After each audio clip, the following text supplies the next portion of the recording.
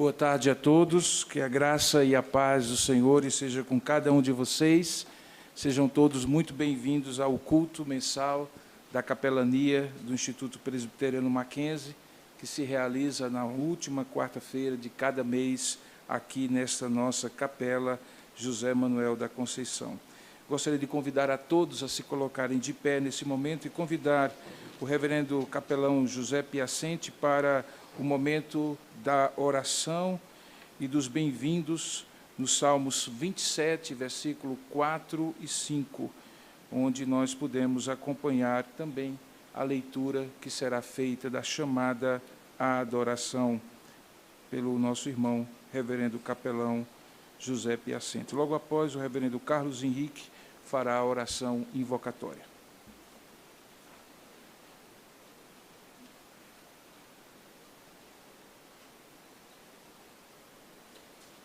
Salmo 27, versos 4 e 5. Diz assim a palavra do Senhor, o nosso Deus: uma coisa peço ao Senhor e a buscarei, que eu possa morar na casa do Senhor todos os dias da minha vida, para contemplar a beleza do Senhor e meditar no seu templo. Pois, no dia da adversidade, ele me ocultará no seu pavilhão, no recôndito do seu tabernáculo me acolherá, elevar-me-á sobre uma rocha.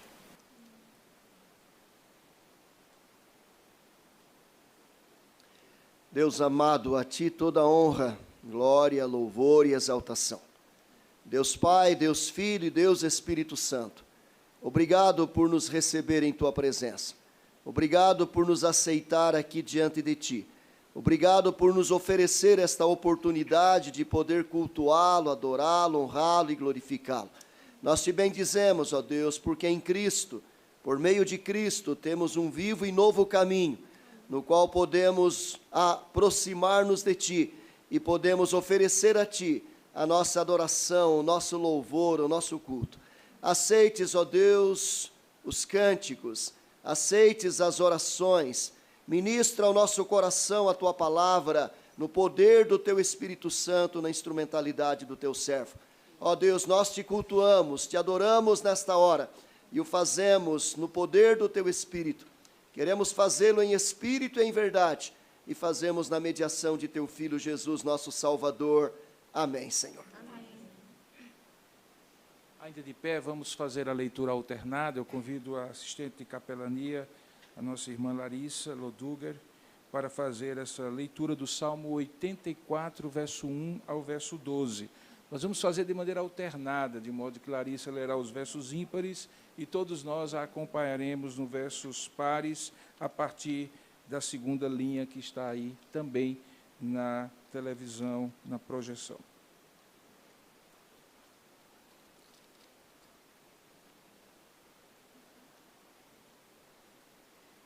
Quão amáveis são os teus tabernáculos, Senhor dos exércitos.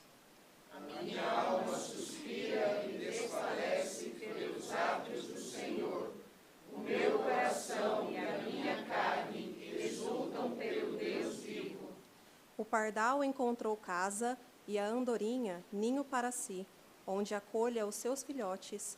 Eu, os teus altares, Senhor dos exércitos, Rei meu e Deus meu.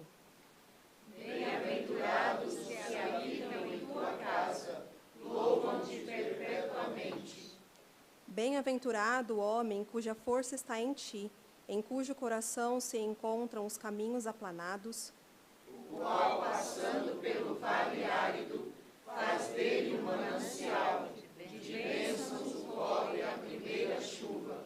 Vão indo de força em força, cada um deles aparece diante de Deus em Sião. Senhor, Deus dos exércitos, escuta a minha oração. Presta ouvidos, ó Deus de Jacó. Olha, ó Deus, escudo nosso, e contempla o rosto do teu ungido. Pois um dia nos teus átrios vale mais que 1000. Prefiro estar à porta da casa do meu Deus, a permanecer nas sendas da perversidade. Porque o Senhor Deus é sol e escudo, o Senhor dá graça e glória. Nenhum bem sonega aos que andam retamente. Ó Senhor dos exércitos, feliz o homem que em ti confia. Amém. Vamos louvar a Deus juntos. O coral preparou uma música para que nós, como congregação, os acompanhemos também. Então, o nosso regente vai reger o coral e a nós também, e por isso todos nós somos convidados a louvar a Deus e engrandecê-lo pela sua presença em nossa vida. Louvemos a Deus.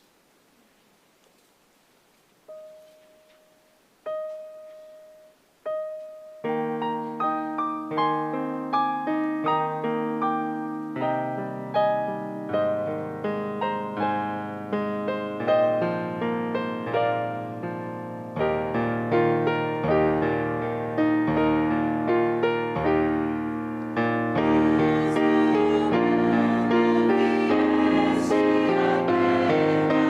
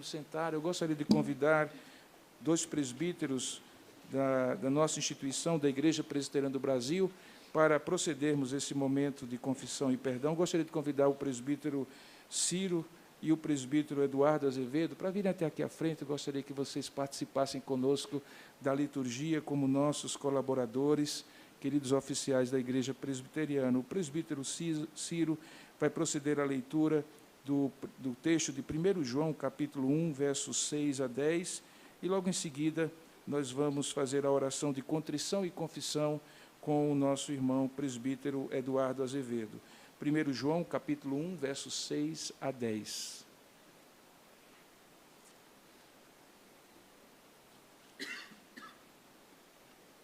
João 1, 6 a 10. Se dissermos que mantemos comunhão com Ele e andarmos nas trevas, mentimos e não praticamos a verdade. Se, porém, andarmos na luz, como Ele está na luz, mantemos comunhão uns com os outros, e o sangue de Jesus, seu Filho, nos purifica de todo pecado. Se dissermos que não temos pecado nenhum, a nós mesmos nos enganamos, e a verdade não está em nós.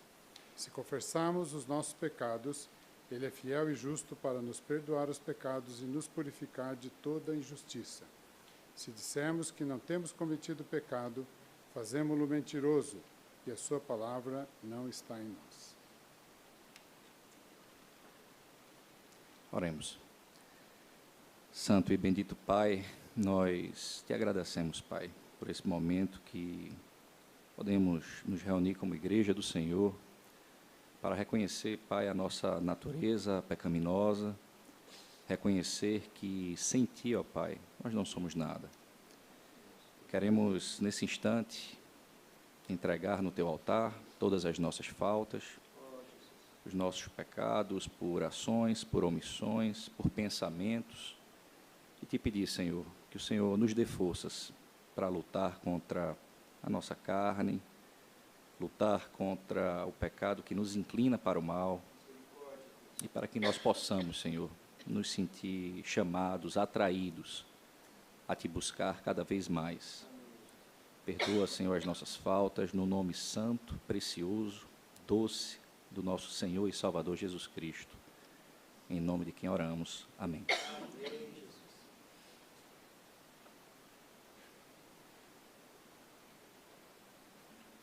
A palavra de Deus nos convida a ouvir a sua voz quando no Evangelho de Lucas, no capítulo 11, verso 28, é dito: bem-aventurado os que ouvem a palavra de Deus e lhe obedecem.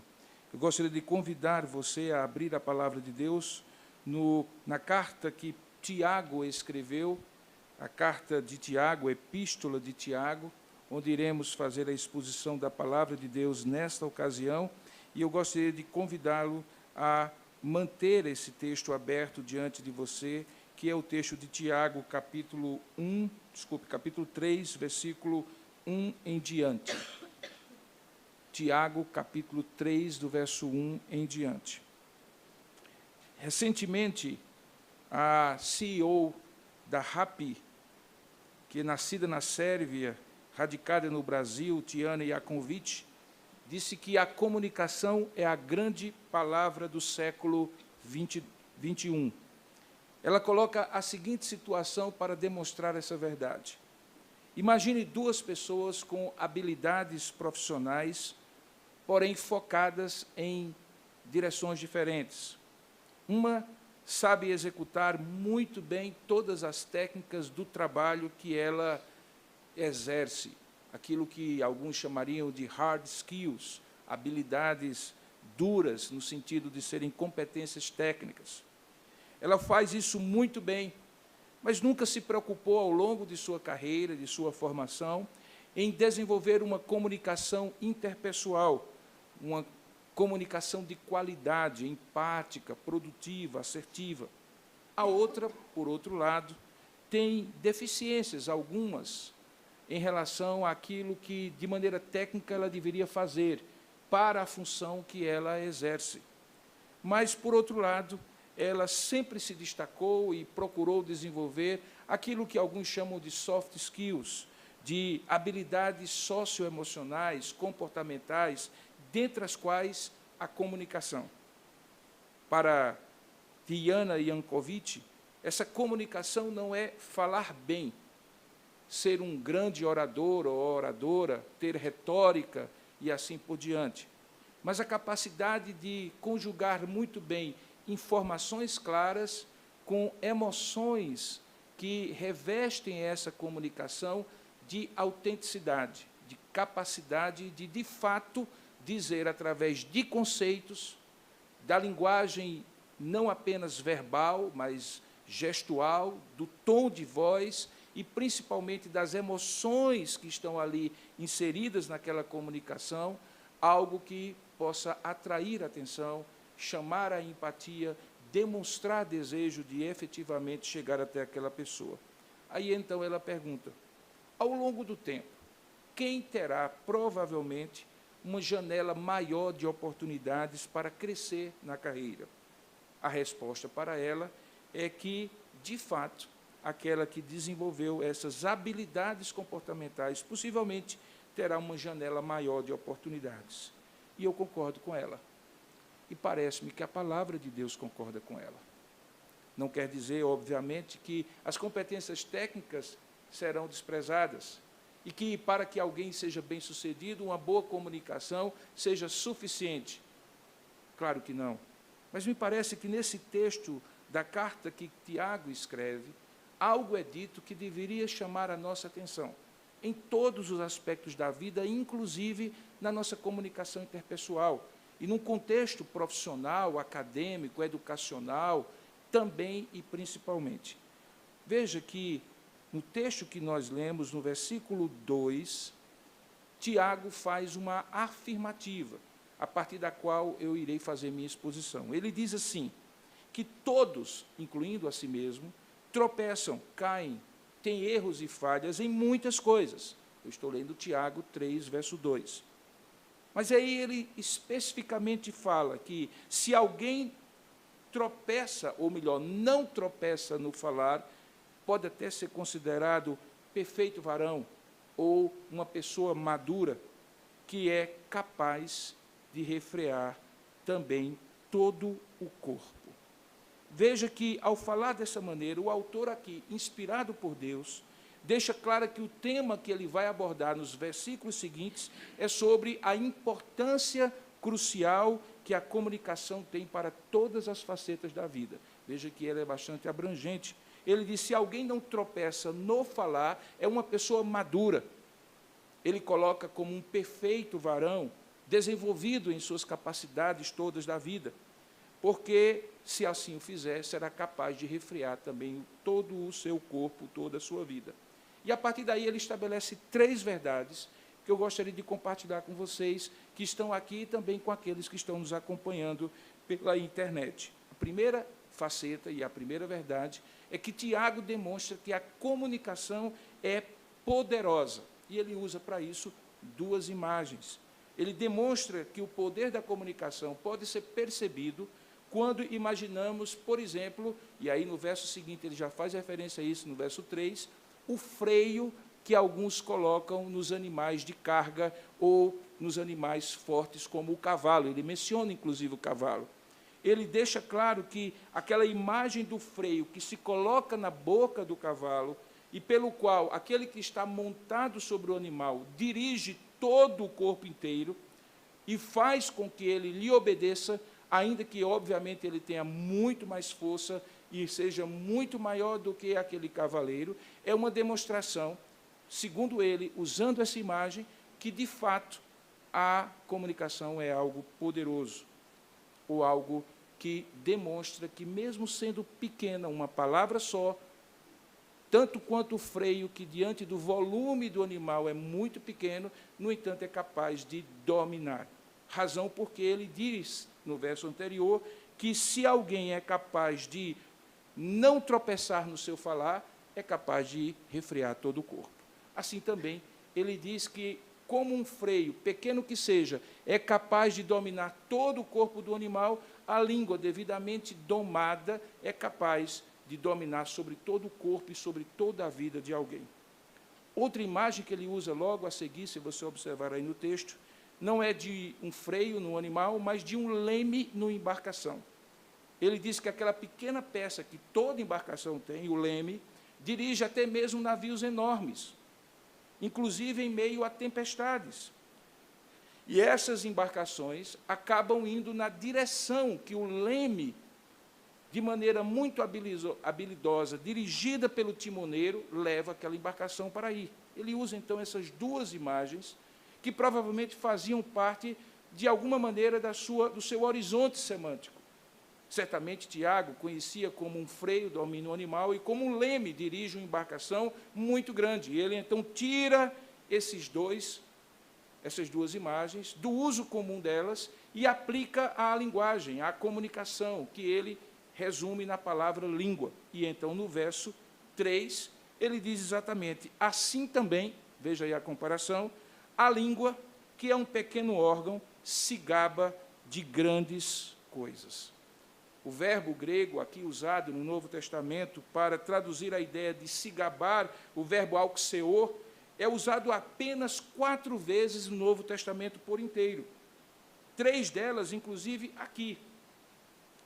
João Calvino, quando comenta sobre essa passagem, ele diz que Tiago, nessa passagem, não tenciona nem trata de reprovar a ostentação. O foco de Tiago não é sobre o verbo gabar-se, como fazer uma ostentação, mas sobre a capacidade de mostrar que a língua é artesã de grandes coisas e, portanto, tem em mente que a língua é dotada com grande poder. É isso que Tiago comenta. Um outro comentarista, Simon Kistemaker, concorda com essa ideia do poder por trás dessas duas imagens, do leme e do freio, dizendo esse comentário a essa epístola, que o freio e o leme e a língua têm as mesmas características. São pequenos e ainda assim conseguem realizar grandes coisas. O freio domina o cavalo, o leme direciona a embarcação e a língua pode dominar o ser humano por inteiro. Portanto, conclui ele, se o homem é capaz de controlar o curso de uma embarcação marítima com o leme, se ele é capaz de dominar um animal com o freio, ele deve, segundo Kistemaker, ser capaz de controlar a sua própria língua. E eu digo, deveria ser capaz. Porque, via em regra, é exatamente o contrário que acontece, o que então nos leva ao segundo ponto, que além da comunicação ser algo poderoso, é algo perigoso. E como isso fica demonstrado? Novamente, a partir do verso 5 e 6, Tiago continua sua exposição com outra imagem. Tiago tem imagens vívidas que nos fazem quase que fechar os olhos e imaginá-las. Ele diz que a língua é como uma fagulha de fogo capaz de transformar uma selva inteira num verdadeiro braseiro. Ele, inclusive, explica esse poder destruidor e perigoso da comunicação. Veja que expressões fortes ele diz no verso 6 em diante. Ele diz assim, a língua é fogo, é mundo de iniquidade, a língua está situada entre os membros do nosso corpo e contamina o corpo inteiro. E não só põe em chamas toda a carreira da existência humana, como também é posta ela mesma em chamas no inferno. Ele, então, compara a língua, a comunicação humana, com expressões muito fortes, um mundo de iniquidade, que é capaz de contaminar o corpo inteiro, de colocar em chamas a carreira da existência humana e de condenar a pessoa ao próprio inferno. Aqui fica claro, na medida em que ele vai dando as suas imagens, uma progressão terrível do perigo da comunicação humana. Começa contaminando a alma da própria pessoa, depois compromete todas as dimensões da vida da pessoa, que ele chama de carreira humana, e para além da própria existência terrena humana, pode levá-la inclusive a uma condenação eterna. O que Tiago está argumentando é que, além da comunicação ser poderosa, ela é perigosa. Novamente, Kistemaker, citando um autor chamado Curtis Vaughan, diz sobre esses perigos as seguintes frases: a língua pode balançar os homens, levando-os à violência, ou pode movê-los às mais nobres ações. A comunicação pode instruir o ignorante, encorajar o rejeitado, confortar o entristecido, acalmar os que estão à morte, ou pode esmagar o espírito humano, destruir reputações, espalhar desconfiança e ódio e levar nações à própria guerra. Porque se é fato que a comunicação é poderosa, é fato também que ela é perigosa. Em terceiro e último lugar, Tiago argumenta que, além de poderosa e perigosa, a comunicação é reveladora. Certamente você vai me dizer, mas, reverendo, isso é muito óbvio. Talvez até você relembre, como eu relembrei ao ler esse texto, que é nas próprias palavras de Jesus, ele diz que a boca fala do quê? O coração está cheio. Obviamente que a comunicação é reveladora, mas deixe-me dizer, às vezes o óbvio precisa ser dito continuamente para não ser esquecido, porque o óbvio corre o risco de, por ser óbvio demais, ficar no esquecimento. Então, além de dizer que a comunicação é poderosa, que a comunicação é perigosa, deixe-me dizer, a comunicação também é reveladora. Em outras palavras, a comunicação é expressão. E preste bem atenção, porque talvez aqui há a ênfase que Tiago quer dar. A comunicação é a expressão de quem nós somos, dos valores e princípios que nos norteiam, das nossas crenças, desejos, anseios, medos, angústias. Interessante é que, ao argumentar dessa maneira, Tiago, depois de afirmar, no primeiro momento, que a língua é comparada a um freio de cavalo, pelo qual o ser humano domina aquele animal, muito maior do que ele, demonstrando dessa forma que a língua, isto é, a comunicação humana, é realmente poderosa, aqui Tiago faz uma consideração, não em oposição, mas numa outra direção. Veja o que ele diz no verso 7. Ele diz assim, toda espécie de feras, de aves, de répteis, de seres marinhos, se doma e tem sido domada pelo gênero humano. Aí no verso 8 ele faz o contraditório. A língua, porém, nenhum dos homens é capaz de domar, é mal incontido, carregado de veneno mortífero. Você entende agora porque eu falei deveria e não simplesmente deve? É porque, em tese, o ser humano deveria ser capaz de se dominar em seus ímpetos por meio da moderação, da pertinência, da propriedade, da virtude de sua comunicação. Mas aqui a gente ouve Tiago dizendo que a língua, ou seja, essa comunicação poderosa e perigosa, é um mal incontido, carregado de veneno mortífero. Nesse ponto, novamente, Simon Kistemaker nos ajuda ao comentar esse texto e dizer assim, o ser humano foi dotado de uma natureza que é capaz, dada por Deus, de dominar as criaturas de Deus. Mas desde que ele se rebelou contra Deus, o homem tem se demonstrado incapaz de controlar sua própria língua. Quando o homem pecou, comenta ele, perdeu essa capacidade de autodomínio, de governar a si mesmo, perdeu o controle de si mesmo e agora, infelizmente, é governado pela sua própria língua. Eu quero, então, chamar aqui a sua atenção para que isso fique muito claro. E ninguém sai daqui dizendo mais ou menos aquele princípio de Gabriela Cravo e Canela, eu nasci assim, me criei assim, você sempre assim. Eu sou falador mesmo, eu sou super sincero, eu digo o que penso, e tantas outras coisas que normalmente as pessoas nelas subterfugem para poder simplesmente justificar a incontinência da sua linguagem. Mas veja que aqui existem duas palavras-chave para a gente entender. Por que que Deus diz que a gente deve dominar a língua e, ao mesmo tempo, diz que a gente é incapaz de fazê-lo? Quando a nossa tradução traz a palavra domar, que está aí, ela refere-se à capacidade humana sobre os animais. E o verbo grego usado, damazor, novamente aqui é encontrado apenas 4 vezes no Novo Testamento, sendo 3 delas justamente nesses 2 versos. A outra vez, a única que não é usada por Tiago, é usada em Marcos capítulo 5, verso 4, que conta a história de como havia ali um endemoniado gerazeno, sobre o qual o evangelista Marcos diz naquele versículo que havia sido muitas vezes preso com grilhões e cadeias, sendo que as cadeias eram quebradas e os grilhões despedaçados. E então ele usa o verbo damazô, naquela ocasião, dizendo assim, e ninguém podia subjugá-lo. Ou seja, lá naquela passagem de Marcos, dominar é subjugar. Então, aqui há um princípio, porque é Jesus que domina sobre aquele homem, que de fato o subjuga, não com grilhões materiais.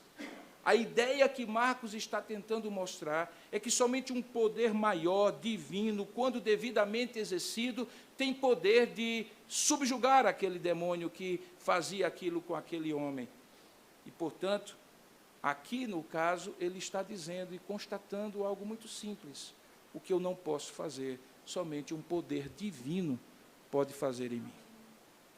Mas, noutra parte desse mesmo versículo, quando é dito que nenhum dos homens é capaz de domar a língua, e se refere à comunicação como um mal incontido, essa palavra incontido, o adjetivo que aqui está, é a palavra akatastós, que é encontrada apenas 2 vezes no Novo Testamento, e que é traduzido por alguém que é inquieto, por alguém que é incontido, por alguém que é incontrolável. Então, essas 2 verdades não são contraditórias, elas são paradoxais. Elas se complementam lá na frente como uma síntese perfeita. Se, por um lado, o ser humano só é subjugado na sua língua se tiver um poder maior que o controle, por outro lado, é, portanto, fundamental que ele se entenda, se perceba, se conscientize como sendo, de maneira natural, um refém da própria língua, um refém da sua própria comunicação. Por que seria, então, incontrolável? Porque o problema da comunicação, do uso da língua, dessa maneira como pela boca nós nos perdemos, é que não há treinamento comportamental, não há media training, não há condicionamento operante, não há nenhuma instrumentalidade humana que seja capaz de controlar a linguagem, porque em algum momento de menos observância, de menos vigilância, o que é natural do ser humano vaza. Aquilo que talvez os psicanalistas chamam de ato falho, e que acaba demonstrando o que de fato nós pensamos naquela circunstância quando baixamos a guarda e não vigiamos a maneira como falamos. Porque justamente nós somos assim. E só num poder maior do que nós, Tiago chama a nossa atenção para dizer: a comunicação é reveladora. Ela acaba demonstrando quem você é. Mas aí, ele exorta a seus ouvintes nos seguintes termos, a partir do verso 9. Ele diz assim: com a língua, ou seja, com a nossa linguagem, bendizemos ao Senhor e Pai, mas infelizmente também com ela amaldiçoamos os homens que são feitos semelhantes a Deus. De uma só boca, coloca ele o contraste, procede bênção e maldição, e de outra, no entanto, não é conveniente que sejam assim meus irmãos. E aí ele coloca: acaso pode a fonte jorrar do mesmo lugar o que é doce e o que é amargoso? Acaso, meus irmãos, a figueira pode produzir azeitonas, ou a videira figos?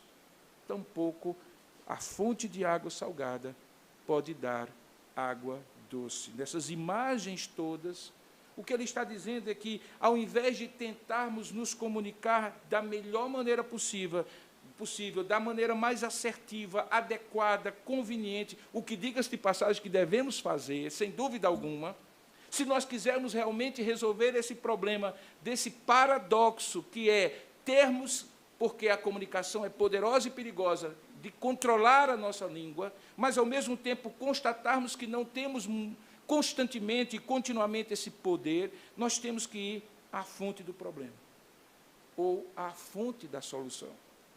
E ele diz que a fonte da solução é a alma humana, o caráter humano, suas crenças, seus valores, seus princípios.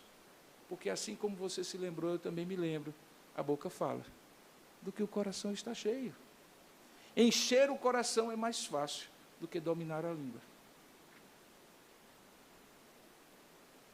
Questionar aquelas crenças fundantes que fazem com que eu aja de determinada maneira e fale de determinada forma, como algo absolutamente natural. Buscar com humildade um controle que não é lá na saída da torneira, mas aqui na fonte do coração, que não é na boca para fora, mas é da boca para dentro, na direção da fonte que é a alma humana, talvez seja o melhor caminho, conforme apontado por Tiago. E aí eu me recordo das inúmeras passagens, principalmente na literatura sapiencial de Provérbios e outros livros do Antigo Testamento, em que a comunicação é sempre posta como um estado da alma. Daí porque ele diz que o tolo fala tolices. Quem torna o tolo tolo não é as tolices que ele fala. As tolices que ele fala porque ele é tolo. E nós conhecemos bem esse princípio como reformados que somos. É que o homem comete pecados porque é pecador. Tentar domar, controlar, como um leme controla o navio, como um freio domina um animal, é ir à consequência do problema e não à causa. E esse é que é o ponto que Tiago quer mostrar. Uma vez demonstrando que a comunicação é poderosa, que a comunicação é perigosa, ele demonstra que a comunicação é reveladora para nos levar a um estado tal de constatação da nossa incapacidade de controlar o efeito e buscar a graça de Deus para nos transformar na causa. Talvez aqui caiba bem irmos ao texto que Paulo escreve aos Filipenses, dizendo que tudo que é respeitável, puro, bom, justo, tudo que venha a edificar, seja isso que ocupe o vosso pensamento. Portanto, se o meu pensamento, se as minhas crenças, se os meus valores, se a minha reflexão de vida, se o tempo que eu dedico a refletir sobre a vida, sobre as circunstâncias que eu tenho que enfrentar, sobre as decisões que eu tenho que tomar, sobre os relacionamentos que eu tenho que manter no ambiente profissional, pessoal, familiar, social, e eu coloco tudo isso debaixo do controle de Deus, na medida em que Ele me dá pensamentos de pureza, de justiça, de equidade, de domínio, de paz, e isso começa a oxigenar a minha alma, consequentemente a minha linguagem será decorrente e consequente a essa mudança de dentro para fora, e não simplesmente de controle de fora para dentro. Isso está muito afinado a tudo aquilo que nós chamamos de conversão. Em outras palavras, eu diria que de nada adianta você tentar amarrar a língua de alguém cujo coração ainda não é completamente submisso a Deus. Porque mais cedo ou mais tarde, o que a pessoa é, revelar-se-á por meio da sua linguagem, por meio dos seus valores que se expressam em palavras. O amargor da sua alma revelará palavras amargas.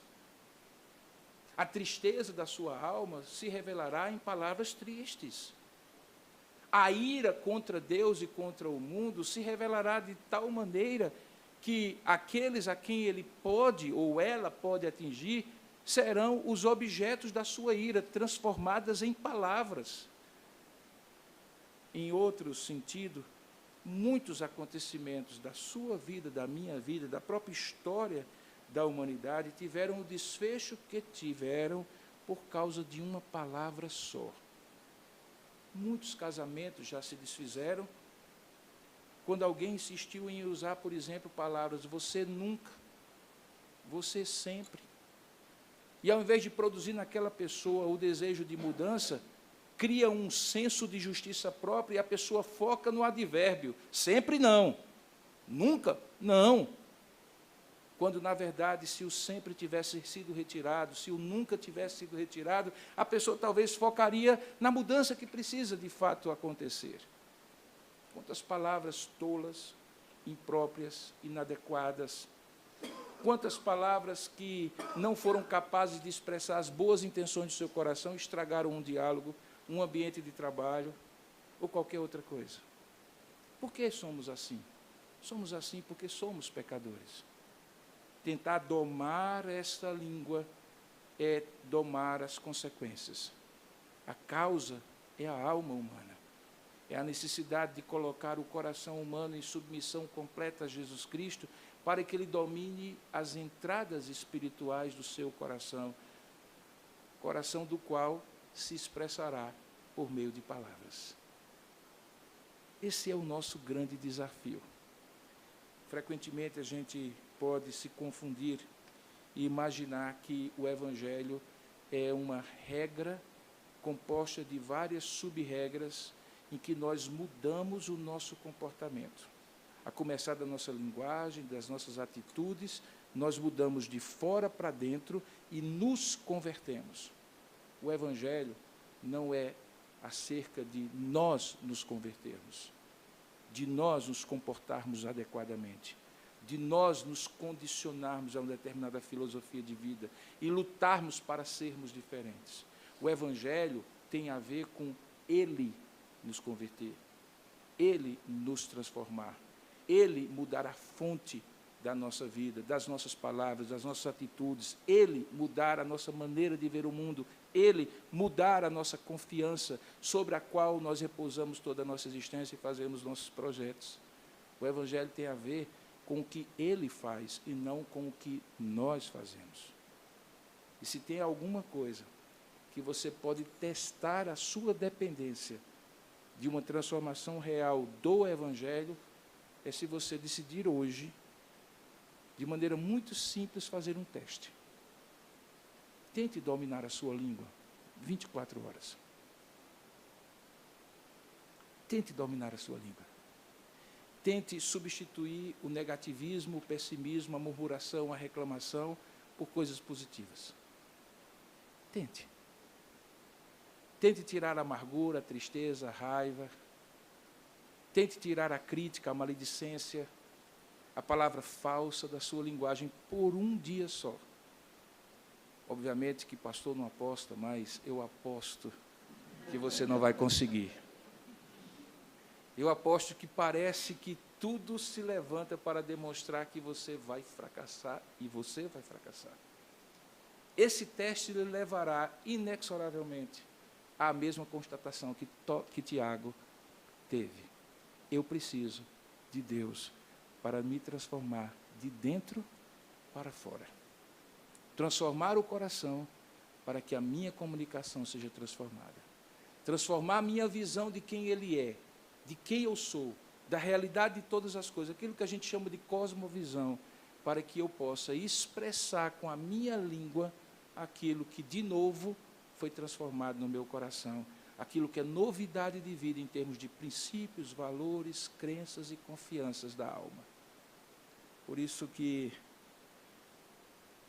o teste da língua é o teste que nos leva invariavelmente aos pés da cruz.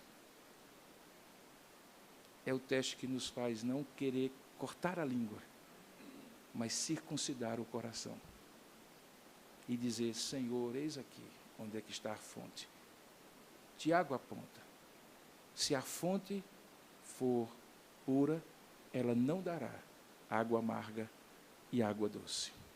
E nesse processo, que eu costumo dizer que é o processo de oxigenação espiritual que acontece na alma humana, e que teologicamente a gente chama de santificação, algo bom empurra para fora de nós aquilo que jorra da nossa linguagem pela nossa língua.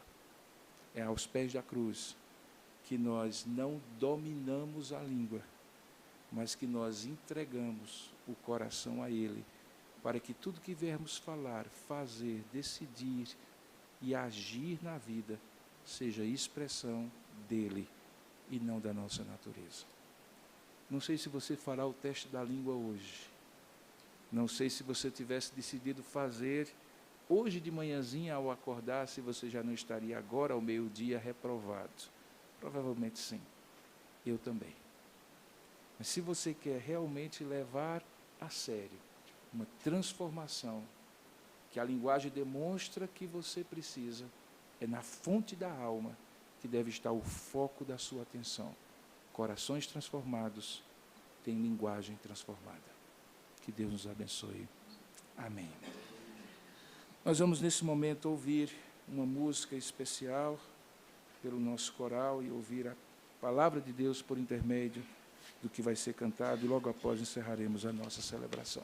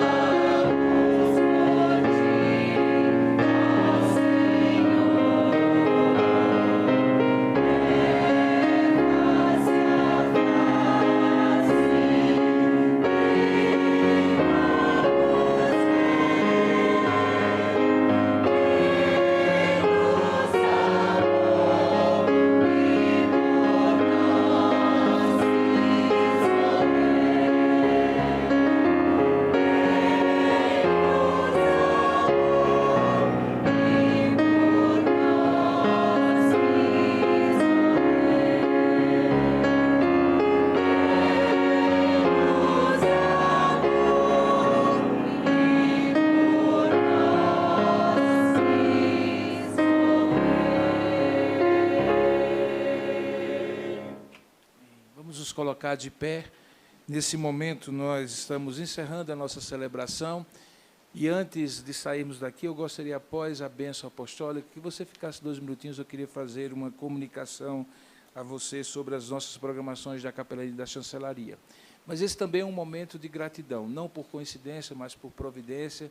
Nós estamos celebrando a Deus também em ações de graças, por mais um ano de vida que Deus concedeu ao nosso querido professor Walter, um dos nossos diretores. Eu gostaria que ele viesse até aqui à frente. Professor Walter, venha por aqui, que a rampa ajuda a gente vir aqui, por gentileza. E gostaria também de orar com você e por você, se você tiver motivos de gratidão. Quem sabe um ano a mais de vida, como foi o caso do professor Walter, um ano a mais de vida conjugal, bênçãos que Deus tenha lhe dado. Nós queremos agradecer e nos alegrar com aqueles que estão alegres, mas também queremos interceder por aqueles que estão precisando da ação maravilhosa e poderosa de Deus. Nós temos pessoas doentes na nossa família maquenzista. Temos o nosso querido reverendo Jorge Correia, capelão da instituição, que enfrenta lutas muito grandes com a sua saúde. E talvez no seu setor, ou talvez na sua turma de estudo, você também conhece pessoas que estão precisando da mão poderosa de Deus. Nós somos uma instituição que crê no poder de Deus, e por isso nós agradecemos pelos motivos de gratidão e intercedemos pelos motivos que nos fazem clamar a Deus, por saber que chegaram os nossos limites, mas não os limites de Deus, porque Ele é todo poderoso. Então, seja qual for o motivo que você tenha, para agradecer ou para suplicar, vamos juntos nessa oração final, colocar diante de Deus, de maneira especial pelo nosso irmão professor Walter, mas também por todos aqueles que agradecem ou suplicam a Deus. Oremos e recebamos a bênção apostólica.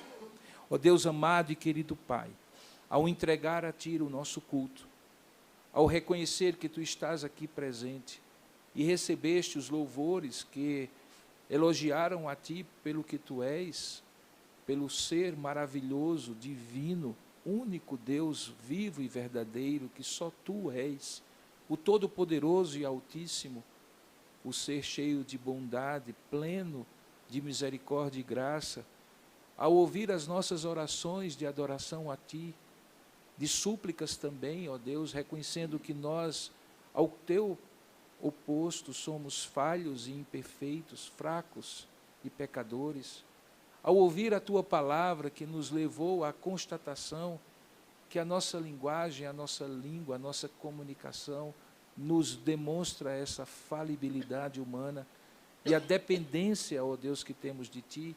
Ao final deste culto, quando agradecemos pelos que têm motivos de gratidão e suplicamos pelos que precisam, nós queremos que ao fim e ao sair daqui, o Senhor tenha sido glorificado. Que, ó Deus, fique claro a todos que não pelo Mackenzie, nem por nenhum de nós, mas por Ti e para a Tua glória que nós prestamos esse culto. E ao fazer isso, fazemos não porque somos dignos de sequer entrar a esse lugar e falar contigo e nos dirigir a Ti, mas por Tua graça que nos deu no dia de hoje vida e saúde, perpetuou a nossa existência por mais 24 horas e nos deu, ó Deus, a oportunidade de viver e respirar para a glória do Teu nome, no nosso labor, nos nossos estudos, em tudo que fazemos, porque fomos criados para o louvor da Tua glória, Pai. Por isso, entregamos este culto a Ti, agradecidos pela vida do professor Walter, por mais um ano de vida que Tu concedeste ao Teu filho, pelas bênçãos que Tu tens derramado sobre a vida dele e de tantos outros que não nos chegaram os nomes, mas hoje agradecem por mais um ano de vida, por mais um ano de vida conjugal, por bênçãos materiais e espirituais, por livramentos e por decisões acertadas que tomaram. Por tudo isso, nós Te damos graças, porque todo dom perfeito e toda boa dádiva vem do Senhor, o Pai das luzes, em quem não há sombra de variação. E o homem, todos nós reconhecemos, nada tem, se do céu não lhe for dado. Ao mesmo tempo, também suplicamos agora por aqueles que precisam, de maneira mais veemente e intensa de Ti. Lembramos do nosso irmão e colega de capelania, reverendo Jorge Correia, e pedimos que o Senhor o visite ali no hospital, e o Senhor o tome nas suas mãos, e faça com que aquela infecção seja debelada e o teu filho, com a saúde plenamente restabelecida, volte ao seu labor aqui e se ombrear conosco no serviço da capelania. Abençoa com ele outros colaboradores do Mackenzie, que também enfrentam, alguns deles, doenças terríveis, para as quais a medicina não tem cura, mas o Senhor Todo-Poderoso a tem. Oramos também pelos nossos queridos estudantes, da educação infantil até a pós-graduação, pelos nossos queridos professores, mestres do conhecimento, para que eles continuem sendo instrumentos teus para o conhecimento e para a formação de tantos.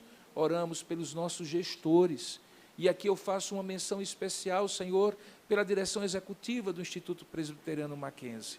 Oramos pelo doutor Milton Flávio, presidente desse instituto, pelos seus diretores, oramos pelo nosso magnífico reitor, oramos, ó Deus, pelos diretores de unidades da Universidade Presbiteriana Mackenzie, pelos coordenadores de curso, oramos pelos diretores de colégios, de hospitais e de toda essa imensa instituição, para que o Senhor dê sabedoria a cada um deles, para que possam, arraigados na Tua palavra e nos Teus princípios, conduzir essa instituição para a glória do Teu nome, como tem sido há 152 anos. Oramos pelos nossos conselheiros, presbíteros e pastores da Tua igreja, que, ó Deus, de maneira conciliar, dirigem essa instituição para a estratégia que ela precisa ter para expandir-se.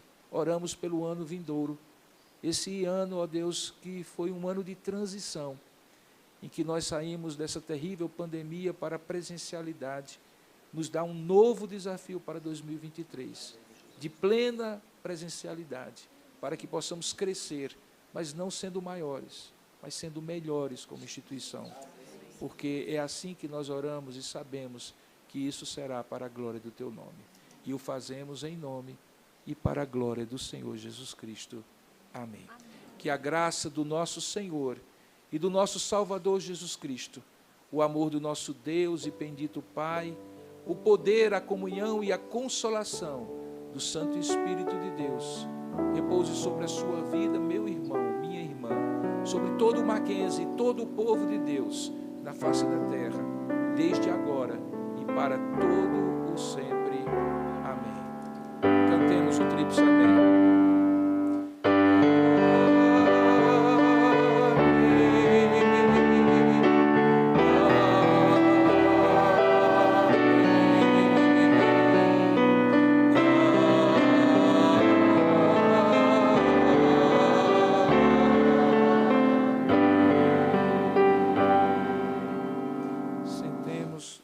Escutemos o pós-lúdio.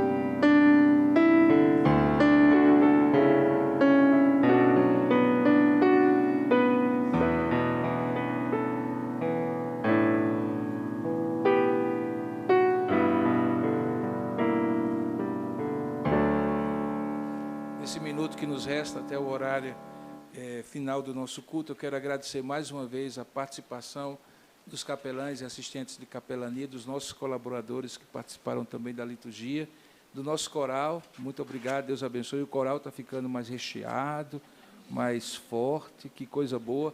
Você pode participar do coral e é convidado a fazê-lo, para que a gente tenha um coral da capela cada vez mais abençoado e abençoador. Gostei muito da ideia, maestro, da gente cantar com vocês. Eu acho que fica bem dinâmico e continue assim nessa direção. Claro que tem uma hora que só vocês sabem cantar essas coisas bonitas aí, a 4 vozes, mas a gente vai acompanhando aí na melodia, né? Quero agradecer ao pessoal da nossa NPDA, NTAI, são todos os termos aí, as siglinhas do Mackenzie, mas são pessoas que nos seguem, nos ajudam muito, tanto na fotografia como no vídeo. Que Deus abençoe vocês, e a você que está participando à distância, saiba que é por causa do trabalho desses profissionais que sempre nos abençoam muito com o trabalho que eles fazem. Também quero agradecer a presença de todos e dizer que hoje, amanhã nós teremos um evento muito especial, especialmente para os professores, mas não restrito aos professores. O nosso encontro de professores mackenzistas acontece sempre na última quinta-feira de cada mês. A partir de 17h40, nós recebemos ali no Centro Histórico nossos professores e seus convidados com um piano, com um coquetel, para que a gente possa ter um momento aí no intervalo do segundo expediente para o terceiro, quando gente está saindo, gente está chegando, as pessoas queridas que fazem grande parte do sucesso dessa nossa instituição. Mas você que é aluno, você que é colaborador, está convidado. O encontro de professores acontece nesse período, com esse coquetel, e logo depois, às 18h em ponto, nós temos um momento da reflexão e, às vezes, uma mesa, um debate e assim por diante. Nesta ocasião, em particular, nós temos o privilégio de ter 2 convidados. Um que está aqui conosco, que é o professor Paulo Roberto Monteiro, que é professor da casa, do programa do Centro de Educação, Filosofia e Teologia, particularmente de Educação, Arte e História da Cultura, e também o professor Guilherme de Carvalho, também conhecido palestrante, que vem de Belo Horizonte e que é responsável pela Labri Brasil. A Labri é uma instituição que foi criada pelo filósofo cristão Francis Schaeffer, na Suíça, no século passado, e que veio ao Brasil e que trata de questões relacionadas à fé e à cultura, à fé e à sociedade. O tema que eles 2 vão nos abençoar amanhã será fé e secularismo. É uma constatação que nós temos hoje de que, rapidamente, a sociedade brasileira abandona determinados referenciais sagrados, divinos, transcendentes, metafísicos, que apontam para a criação, apontam para Deus como grande criador. E isso tem consequências morais e éticas. O professor Paulo Roberto é especialista em Charles Taylor e, junto com o professor Guilherme de Carvalho, vão falar sobre isso. Talvez você pense, é filosófico demais? Não, não é. Eles vão descer ao nosso nível de meros mortais. Eles são filósofos, são pessoas assim do conhecimento. Nós somos meros mortais, mas vamos entender porque eles são 2 bons comunicadores. Acontecerá amanhã no Centro Histórico, 18h, 7h a gente encerra e aí a gente fica no bate-papo gostoso ali. Tá bom? Então, todos estão convidados. Eu gostaria também de lembrar que ainda este ano nós iremos realizar o nosso culto em ações de graças, do Dia Internacional de Ações de Graças. E também iremos realizar, no dia 14 de dezembro, o nosso culto do Natal. Eu estou achando que o culto do Natal não vai caber aqui na capela. Então, possivelmente, a gente vai fazer lá no auditório Rui Barbosa. Então, que Deus possa abençoar vocês grandemente. Nós vamos encerrar a nossa transmissão agora, porque eu tenho um recado só para os que estão aqui. É possível encerrar agora a transmissão? E aí vocês que estão à distância vão ficar na curiosidade. Mas não é nada ruim para vocês, não. É talvez ruim para quem está aqui. Aí piorou, né?